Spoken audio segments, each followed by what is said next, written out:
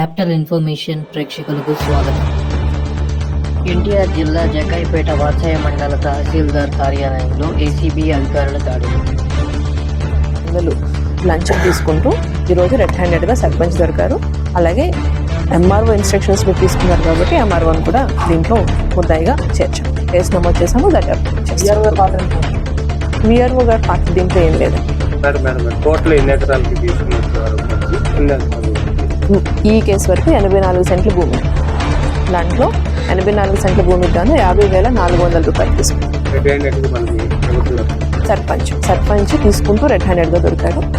Sarpanch MRO instructions మీదనే తీసుకున్నాడు. ఇద్దరు కలిసి మాట్లాడుకుని తీసుకున్నారు.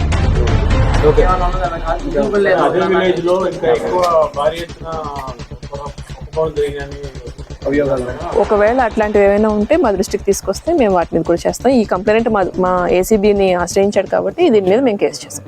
స్పందన ద్వారా మమ్మల్ని అప్రోచ్ చేయాలి. ఇలాంటి మరిన్ని అప్డేట్స్ కోసం కీప్ వాచింగ్ అవర్ ఛానల్.